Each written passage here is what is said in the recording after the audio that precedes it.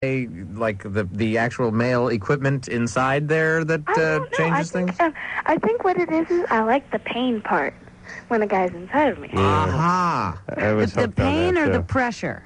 The pressure, whatever. I don't know. All right. Hey, Jamie? Yeah. You got one boyfriend or more than one?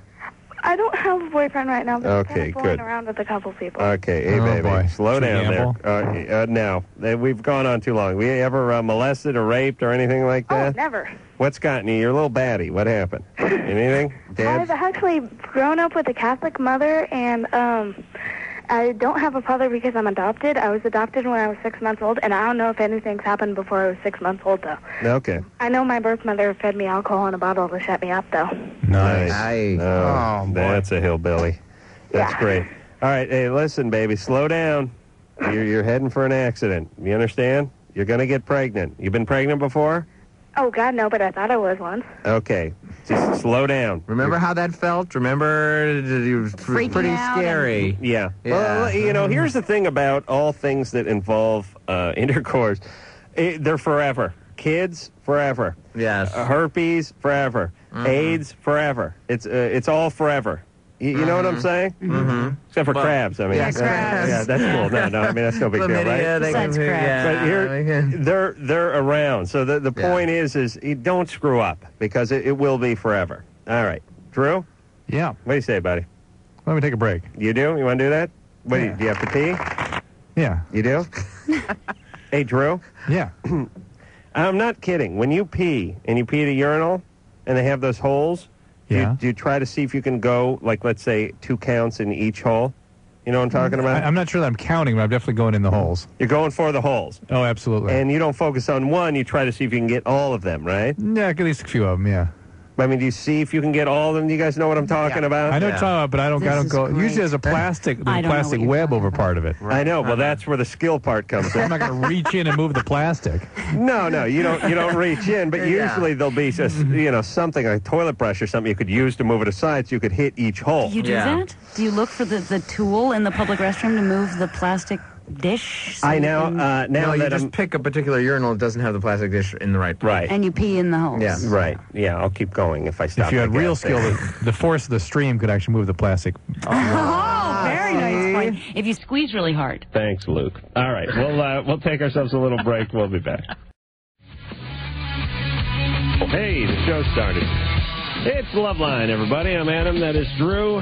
John, Larry, and Paget are all here from The Trouble with Normal. ABC, Friday nights, 8:30, everybody. God, you're so good at that. Really, we appreciate it. Well, I understand that people are here to plug their work and their projects, and if you're good and nice and play nice and are good guests like you guys are, I have no difficulty giving them plugs. Drew is over in San Francisco. What do you want from them, Adam? I'd like to play a surgeon in an upcoming episode. Okay. Sold. Done. Easy. I'm at Live 105. Yes, and you got control of the board there? Yeah. All right, let's talk to our next victim. Hold on a second. There we go. Eric? Ooh. Yeah, that was weird. Eric, you're 18. What's up? Yeah, hi. Hey. Okay, this is as that goes. I found a diary under my girlfriend's bed that said she had kissed the girl and that she had loved it. But this had happened like 3 or 4 months ago. Yeah.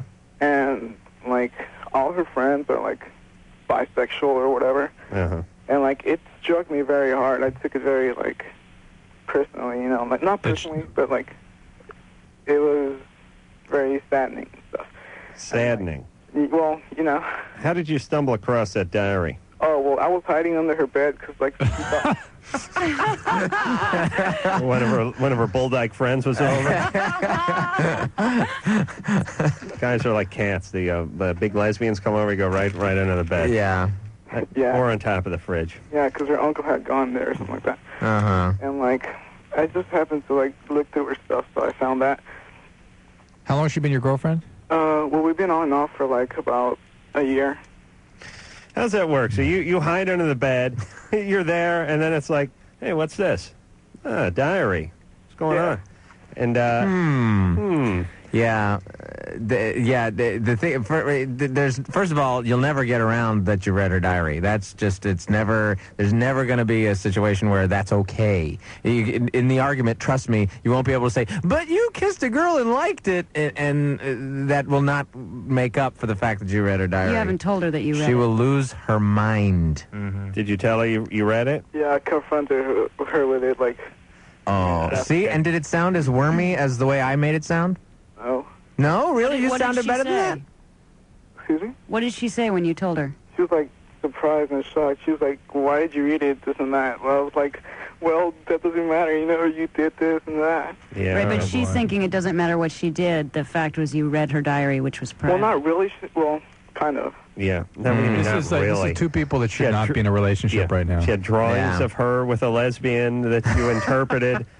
Like you were looking at the inside of a cave somewhere in Africa. I mean, for Christ's sake. Hey, Eric. Yeah. Listen, you're too young for a relationship. You're a goofy guy.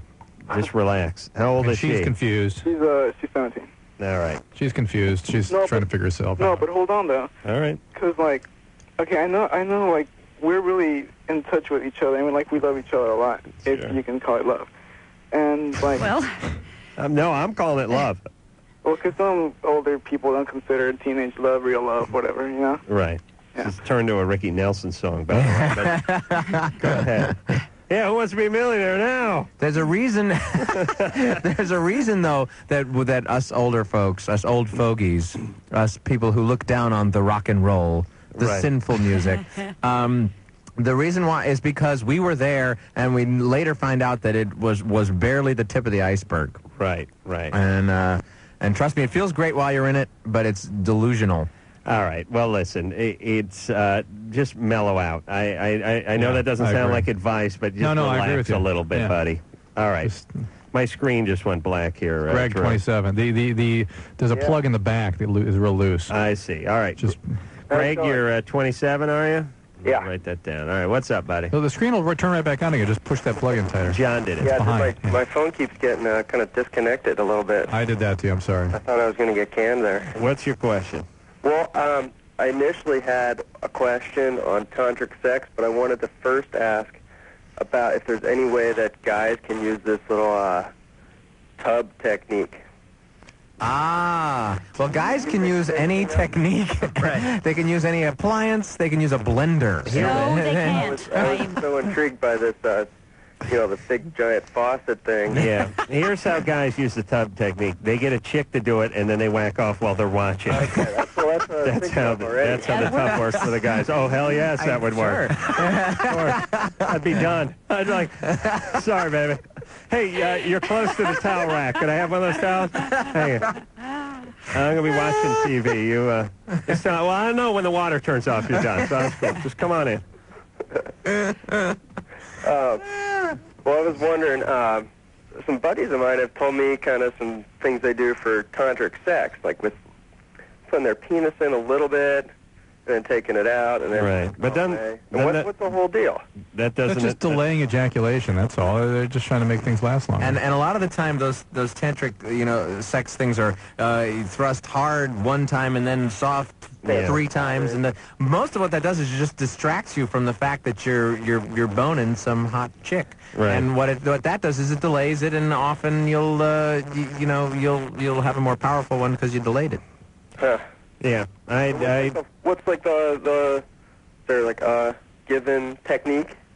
No. Well, Drew, what is it? I mean, I've tried that technique. Put in a little, you pull out, then it's a hard one, then it's a soft one, but eventually the guy's ass gets sore, and you lose count. Right. No. Drew, what is this tantric sex? I mean, how do you actually do it in a sting sort of way? You know. I don't know what they do, but I know that I mean, there's books on it that people can follow, but I'm sure it's not anything. I mean, look, the focus on your other partner, on the intimacy, that's much more important and fulfilling than the mechanical aspects. And you know, we make our pizza analogies every once in a while. I was going to say that. Pizza is very good. And sure, you could eat one slice and then stare at it for 15 minutes before you ate your second slice. And the second slice may be a little more gratifying because you waited the 15 minutes.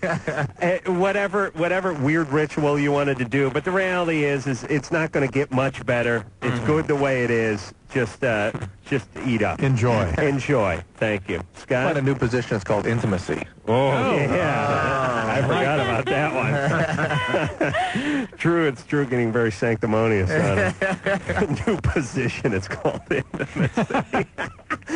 You know, but what he really was talking about is where it's kind of like 69. Drew calls it intimacy. You gotta put the feet up on the mantle. And it's sort of wheelbarrow 69, and he dubbed it intimacy. It's like a perfume, you know.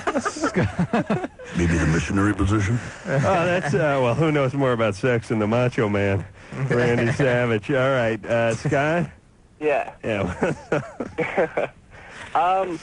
I used to use a lot of drugs in the past. And, I used to. Sorry. Oh, listen, John. And I had a total sex drive and everything, and then I stopped using, and all I do is smoke weed now. And since that time, like every time a situation like I think about like girls, but every time like it's about to happen, like I'm about to get with a girl or something, I just instantly like it seems like disgusting to me. Like What drugs were you doing? What were you doing? Huh? What drugs? I used to do heroin and speed and drink and acid, stuff. All right, well, you're smoking a lot of pot now, then. A lot. Yeah. Come on, a lot of pot. Yeah, a gram and a half a day. Look, you're just maintaining your addiction with marijuana, and if you've been a heroin addict, switch over to pot. You got to smoke a lot of pot to maintain it, and absolutely that will shut your sex drive down to nothing. But also, you can have damage with the speed and possibly even with the LSD that can cause some sexual dysfunction also. But I would say it's being baked constantly. Yeah, the main thing is the pot right now. So, do you think if like I stop smoking weed, like it'll just all come back? I can't promise you, as I said, there's some issues with LSD and speed, but it should come back, but it'll take at least 6 months, and I guarantee you won't stop without treatment. Mathematical guarantee. All right. So, Scott, you got to get yourself some help, all right? Go to MA or something? Yeah, he needs some more than that, I suspect, but really? You can certainly start there. Hey, John, do you smoke any pot? I'm just curious. I have not in years. Yeah. I had a not great pot experience, and so I stopped. Do you keep a stash around the house? I mean, No. I'm just saying in case I know, in the middle of the night. John, I need to pinch them, brother. Oh, I'm sorry. Did I wake the kid? Sorry, brother. Fire up the bong, honey. No, it's never been my thing. Despite the fact that fans, twice this has happened to me, fans have walked up to me and placed buds in my hand and said, "Dude, if you ever need anything," but I don't. I just I don't smoke. All right, it's not my thing. Noted. Adam, have we ever had 2 Todds in one night? No, we have not. And this is the second one. Todd, you're 24. Yeah, I had this question just for Adam, and I was just curious. I've been watching a few adult movies lately, and I was just curious. Like, it seems like the more updated pornos seem like to be more with a lot of anal sex. I was just curious. There's the trend toward anal, sure. Yeah, and I was. I have a pie chart at home I could show you. Now you see clearly here in the 60s. This brown slice represented anal. You clearly at 9%. Very small portion of the adult industry was done anal. Now, as you move forward to the 70s and early 80s, you see the brown slice growing to 32%, which you see is almost a third of the adult business being anal. Now, if I could turn your attention to the overhead projector. Over here, by 98, it had grown to 79%. No, you see, that quite a bit of knowledge about it, so I was just curious about. No, I was just curious, like. Well, my thesis in junior college was written on anal and its relation to the adult film industry. All right. No, but anyways, I was just curious because it seems pretty painful for the female, you know. So I was just curious if it was more pleasurable for the female or for the male, or what was your take on it? In the porn industry or just in the general life? Just in general life. Well, I never experienced it, and I was just kind of curious because it seems kind of painful on the movies for the women. Yeah. And I was just curious if it was or not, or what was your take on it? Or the female guest that you have there, what was her take on it as well? Well, Paget and I were discussing this during the last commercial break. We took 5 minutes and actually talked about just this. Yeah. That's funny you called, Todd. She called it cornholing, but I knew what she meant. What was that? All right. Well, we'll put time. Well,